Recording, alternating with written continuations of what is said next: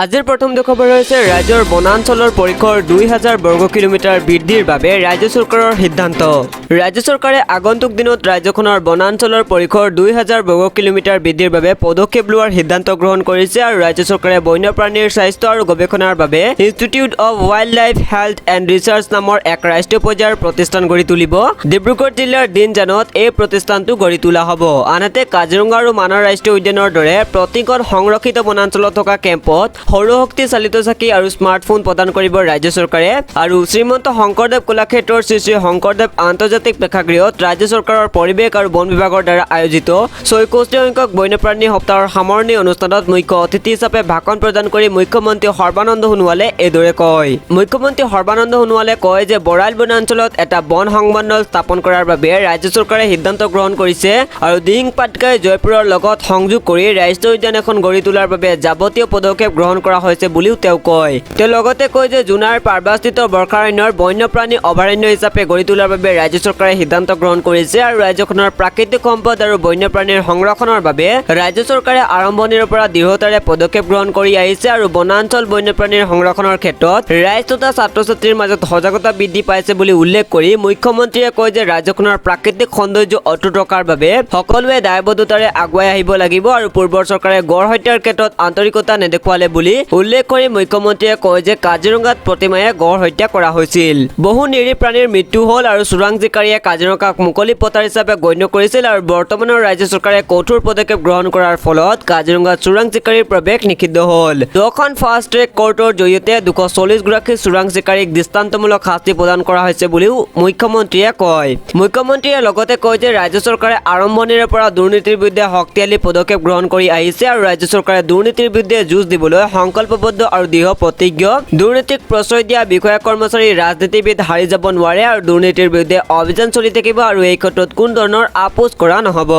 অনুষ্ঠানত ভাষণ প্ৰদান কৰি বন আৰু পৰিৱেশ মন্ত্ৰী পৰিমল শুক্লবৈদ্যই কয় যে ৰাজ্য চৰকাৰে 10 কোটি গছপুলি ৰোপণৰ সিদ্ধান্ত লৈ 8 কোটি গছপুলি ৰোপণৰ কাম ইতিমধ্যে সম্পূৰ্ণ কৰিছে আৰু মন্ত্ৰীগৰাকীয়ে লগতে কয় যে আমাৰ আধ্যাত্মিক আৰু সাংস্কৃতিক জীৱনৰ লগত প্ৰকৃতিৰ সম্পৰ্ক আছে। বন্যপ্ৰাণীৰ সংৰক্ষণৰ প্ৰতি আমি সকলোৱে দায়বদ্ধ হ'ব লাগিব বুলিও তেওঁ কয়। চাহ জনজাতি কল্যাণ বিভাগৰ মন্ত্ৰী সঞ্জয় কিষাণে কয় যে বৰ্তমান ৰাজ্য চৰকাৰে বন্যপ্ৰাণী সংৰক্ষণৰ ক্ষেত্ৰত দৃঢ়তাৰে পদক্ষেপ গ্ৰহণ কৰি আহিছে আৰু মুখ্যমন্ত্ৰীৰ মিডিয়া উপদেষ্টা ঋষিকেশ গোস্বামীয়ে কয় যে জীৱ-জন্তু আমাৰ আধ্যাত্মিক আৰু সমাজ জীৱনত অংগাংগীভাৱে জড়িত।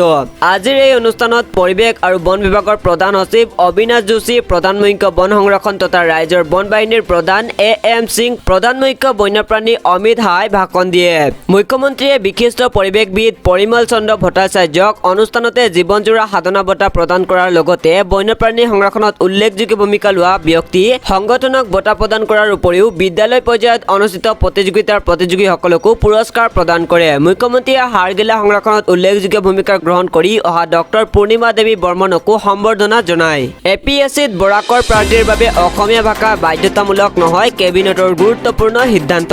7 অক্টোবৰত কেবিনেটত কিছুমান গুৰুত্বপূৰ্ণ সিদ্ধান্ত গ্ৰহণ কৰা হয় আৰু কেবিনেটৰ পিছতে বড়ো ভাষাক ৰাজ্যৰ আনুষ্ঠানিক সহযোগী ভাষা হিচাপে স্বীকৃতি প্ৰদান কৰা হয় আৰু তদুপৰি 6ষ্ঠ অনুসূচীৰ বহিৰ্ভূত এলেকাক সামৰি বড়ো লোকৰ উন্নয়নৰ বাবে বড়ো কছাৰী সাহিত্য উন্নয়ন পৰিষদ গঠনৰ সিদ্ধান্ত গ্ৰহণ কৰে এই বৈঠকত। আৰু APSCত বৰাকৰ প্ৰাৰ্থীৰ বাবে অসমীয়া ভাষা বাধ্যতামূলক নহয়, বঙালী অসমীয়া বড়ো ভাষাত দিব পাৰিব পৰীক্ষা আৰু APSCত সদস্য মহিলাৰ সংখ্যা এগৰাকীতকৈও অধিক হ'ব পাৰিব। BTADৰ সকলো চাইনবৰ্ডত অসমীয়া বাধ্যতামূলক কৰা হ'ল আৰু সকলো ডেভেলপমেণ্ট কাউন্সিলৰ ন্যূনতম সদস্যৰ সংখ্যা 25, সৰ্বাধিক 45। গাঁওবুঢ়াৰ দৰমহা 6500ৰ পৰা 9000 কৰা হ'ল আৰু মাজুলীত দুটাকৈ ফৰেষ্ট অফিচ, বিটছ অফিচ 4টা হ'ব। 428খন বাগানৰ শিক্ষাৰ্থীক বিনামূলীয়া ব্ৰেকফাষ্ট, দুপৰীয়াৰ আহাৰ, পোছাক দিয়া হ'ব। বাগানৰ টি প্লেণ্টেশ্যন ফাউণ্ড স্কেমৰ জমা পইচা 1ৰ পৰা 2 লাখলৈ বঢ়োৱা হ'ল। আমিনগাঁৱৰ 23 বিঘা নেশ্যনেল ফিচাৰী ডেভেলপমেণ্টক দিয়া। পেঞ্চন আঁচনিৰ বিশেষ সুবিধা 1000 টকা জমা কৰক আৰু লাভ কৰক 9 লাখ টকা। পেঞ্চন আঁচনিয়ে অৱসৰ গ্ৰহণ কৰা লোকসকলৰ বাবে আনিছে এক বিনিয়োগৰ বিশেষ সুবিধা। ৰাষ্ট্ৰীয় পেঞ্চন আঁচনিয়ে প্ৰদান কৰিছে এই বিশেষ সুবিধা। এই আঁচনিৰ সুবিধা লৈ আপুনি 1000 টকা জমা কৰি 9 লাখ টকা আৰু প্ৰতিমাহে 9000 টকা লাভ কৰিব পাৰে। প্ৰথমে এই সুবিধা কেৱল চৰকাৰী লোকসকলক প্ৰদান কৰা হৈছিল, কিন্তু বৰ্তমান বেচৰকাৰী কৰ্মচাৰীসকলকো এই সুবিধা প্ৰদান কৰা হ'ব। অৱসৰ গ্ৰহণৰ পাছত পেঞ্চন আঁচনিত একাউণ্ট খুলি সুবিধা লাভ কৰিব পাৰে আৰু একাউণ্টত নিজৰ নামত বা আনৰ নামতো খুলিব পাৰে। আৰু আপোনাৰ বয়স যদি 30 বছৰ হয় তেন্তে NPS একাউণ্ট খুলি প্ৰতি মাহত 5000 টকা 30 বছৰলৈ জমা ৰাখিব পাৰে আৰু তাৰ মানে 60 বছৰ বয়সলৈ সেই টকাৰ ওপৰত 10% সুতত 60 বছৰৰ বয়সত আপোনাৰ একাউণ্টত 1.12 কোটি টকা জমা হ'ব। নিয়ম অনুসৰি 45 লাখ টকা অতিৰিক্ত লাভ কৰিব পাৰিব আৰু উল্লেখযোগ্য যে এই একাউণ্ট 18 বছৰৰ পৰা 65 বছৰৰ বয়সৰ যিকোনো লোকে ঘৰতে বহি খুলিব পাৰে আৰু যিকোনো বেংকতে খুলিব পাৰে। বৰপেটাত মন্ত্ৰী হিমন্ত বিশ্ব শৰ্মা আৰু ৰঞ্জিত কুমাৰ দাসৰ 5 টকীয়া আঁচনিৰ শুভাৰম্ভ। 7 অক্টোবৰত বৰপেটাত উপস্থিত হৈ মন্ত্ৰী হিমন্ত বিশ্ব শৰ্মা আৰু ৰঞ্জিত কুমাৰ দাসে 5 টকীয়া আঁচনিৰ শুভাৰম্ভ কৰে। 91 কোটি ব্যয় সাপেক্ষে 5 টকীয়া প্ৰকল্পৰ কামৰ শুভাৰম্ভ কৰে মন্ত্ৰীগৰাকীয়ে আৰু বৰপেটা মেডিকেল কলেজ হাস্পতালত 25 কোটি টকা ব্যয় সাপেক্ষে 100খন বিচনাযুক্ত মাতৃ আৰু শিশু চিকিৎসালয়ৰ কামৰ শুভাৰম্ভ কৰে শৰ্মাই। অসম চৰকাৰৰ স্ব অগ্ৰাধিকাৰ আঁচনিৰ চিগনেচাৰ প্ৰকল্পৰ অধীনত নখন্দা দলঙৰ পৰা বৰপেটা বাগবৰ পথৰ নলীৰপাম সংযোগী নখন্দা মাতৰি পথৰ নিৰ্মাণ কাৰ্যৰ শুভাৰম্ভ কৰে আৰু চেঙা বহৰী পথৰ উন্নয়নৰ কামৰ শুভাৰম্ভ। আনহাতে চেঙাত স্থাপন কৰিবলৈ লোৱা আদৰ্শ কন্যা মহাবিদ্যালয় স্থাপনৰ শুভাৰম্ভ কৰে মন্ত্ৰীগৰাকীয়ে। কেন্দ্ৰীয় চৰকাৰৰ ৰাষ্ট্ৰীয় উচ্চতৰ শিক্ষা অভিযান আঁচনিৰ অধীনত বৰপেটা জিলাৰ বাগবৰত প্ৰস্তাৱিত নতুন আদৰ্শ স্নাতক মহাবিদ্যালয়ৰ আধাৰশিলা স্থাপন কৰে মন্ত্ৰীগৰাকীয়ে আৰু বৰপেটা জিলা পুথিভঁৰাল প্ৰাংগণত উক্ত 5টা আঁচনিৰ কামৰে শুভাৰম্ভ অনুষ্ঠানত বিজেপিৰ ৰাজ্যিক সভাপতি ৰঞ্জিত কুমাৰ দাসৰ লগতে আন বহু গণ্যমান্য ব্যক্তি উপস্থিত থাকে। মন্ত্ৰীগৰাকীয়ে বৰপেটা ফকৰুদ্দিন আলী আহমেদ মেডিকেল কলেজ হাস্পতালত নিৰ্মাণৰ কাম চলি থকা কৰ্কট চিকিৎসা প্ৰতিষ্ঠানটোক সমগ্ৰ নামনিত অসমৰ বাবে আশাৰবন্তী বুলি অভিহিত কৰে।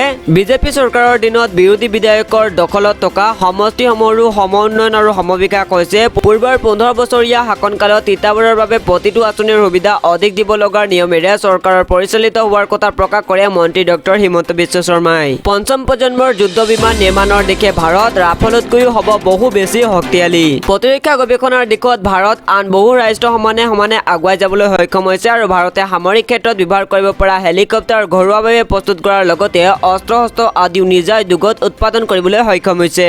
এইবাৰ ভাৰতে নিৰ্মাণ কৰিবলৈ অগ্ৰসৰ হৈছে পঞ্চম প্ৰজন্মৰ অতি শক্তিশালী বিমান। ভাৰতে শেহতীয়াকৈ ফ্ৰান্সৰ পৰা অনা ৰাফেল বিমানতকৈও এই বিমান হ'ব বেছি শক্তিশালী, কাৰণ ৰাফেল বিমান হৈছে 4.5 প্ৰজন্মৰ বিমান আৰু ইয়াৰ বিপৰীতে ভাৰতে নিৰ্মাণ কৰিবলৈ ওলোৱা যুদ্ধ বিমানখন হ'ব পঞ্চম প্ৰজন্মৰ বিমান। এতিয়ালৈকে জাপান, আমেৰিকা আৰু ৰাছিয়াৰে এনে বিমান আছে আৰু ভাৰতে নিৰ্মাণ কৰিবলৈ ওলোৱা পঞ্চম প্ৰজন্মৰ বিমানৰ আৰ্হি প্ৰস্তুত কৰিছে এৰ'নটিকেল ডেভেলপমেণ্ট এজেঞ্চি আৰু এয়াৰক্ৰাফ্টৰ ৰিচাৰ্চ এণ্ড ডিজাইন চেণ্টাৰে।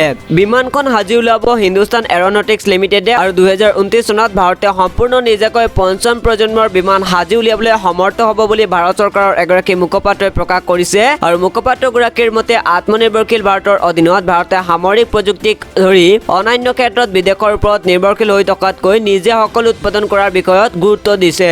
ভাৰতৰ পঞ্চম প্ৰজন্মৰ বিমান মাল্টি ৰোল হ'ব আৰু ইয়াৰ গতিবেগো হ'ব যথেষ্ট বেছি। HDFC বেংকৰ গ্ৰাহকে লাভ কৰিব এপ'ল' হাস্পতালৰ পৰা বিনামূলীয়া মান বিশিষ্ট স্বাস্থ্য সেৱা। একক প্ৰচেষ্টাত দেশত প্ৰথমবাৰ অগ্ৰণী বেংক প্ৰতিষ্ঠান HDFC বেংক আৰু আগাৰী চিকিৎসালয় এপ'ল' হাস্পতাল এক হৈ স্বাস্থ্যকৰ জীৱন কাৰ্যসূচী আৰম্ভ কৰিছে। সহজসাধ্য চিকিৎসা সেৱা আগবঢ়োৱাৰ উদ্দেশ্যৰে এই কাৰ্যসূচী আৰম্ভ কৰা হৈছে বুলি জনাইছে দুয়োটা প্ৰতিষ্ঠানে। এই সেৱা অনুসৰি এপ'লৰ ডিজিটেল প্লেটফৰ্ম এপ'ল' 24/7 স্বাস্থ্য জীৱন আৰু সহজসাধ্য স্বাস্থ্য সেৱাৰ সমাধান আগবঢ়োৱাত সদা প্ৰস্তুত থাকিব আৰু ইয়াক বিশেষভাৱে HDFC বেংকৰ গ্ৰাহকৰ বাবে মুকলি কৰা হৈছে বুলি জনাইছে দুয়োটা প্ৰতিষ্ঠানে।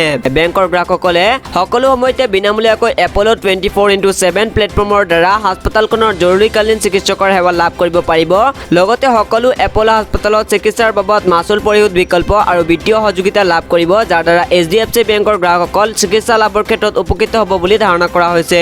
আজি এই কাৰ্যসূচী ডিজিটেল মাধ্যমেৰে মুকলি কৰে HDFC বেংকৰ পৰিচালন সঞ্চালক আদিত্য পুৰী, এপ'ল' হাস্পতাল গ্ৰুপৰ সঞ্চালক ডাক্তৰ প্ৰতাপ চি ৰেড্ডী, কাৰ্যবাহী উপ সঞ্চালক শোভনা কামিনেনী আৰু HDFC বেংকৰ MD শশীধৰ জগদীশনে। ইফালে প্ৰতিষ্ঠান দুটাই জনোৱা মতে দেশৰ প্ৰায় 40% লোক কেৱল এপ'ল' ফাৰ্মাচীৰ পৰা মাত্ৰ 30 মিনিট বাটৰ দূৰত্বত থকাৰ বিপৰীতে দেশৰ 85%ৰো অধিক জিলাত HDFC বেংকৰ শাখাই সেৱা প্ৰদান কৰি আছে। দুয়োটা প্ৰতিষ্ঠানে আৰম্ভণিতে 65 নিযুত লোকক সেৱা প্ৰদানৰ ক্ষমতা লাভৰ অভিজ্ঞতা আছে আৰু এই যাত্ৰা আৰু বহল পৰিসৰলৈ আগুৱাই নিব বিচাৰিছে তেওঁলোকে। এখন সুস্থ ভাৰত গঢ়ি তোলাৰ এইটোৱে প্ৰথম বাস্তৱসন্মত পদক্ষেপ হ'ব। মোৰ বাবে এয়া চমু স্বাস্থ্য অভিযান হ'ব, যাৰ দ্বাৰা দেশৰ নিযুত সংখ্যক লোকে গুণসম্পন্ন স্বাস্থ্য সেৱা লাভ কৰিব পাৰিব। ইয়ে দেশত এক নতুন জনজাগৰণৰ সৃষ্টি কৰিব। তেওঁলোকে প্ৰধানমন্ত্ৰীৰ আহ্বানৰ প্ৰতি সঁহাৰি জনায় আৰু এই কাৰ্যসূচী আৰম্ভ কৰিছে।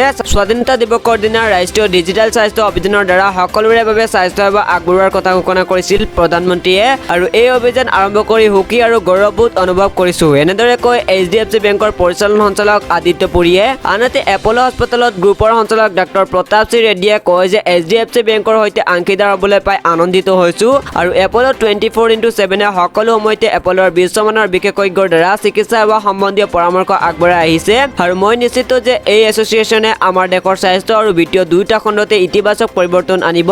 প্ৰধানমন্ত্ৰীৰ লক্ষ্যই হৈছে সুস্থ ভাৰত গঢ়াৰ।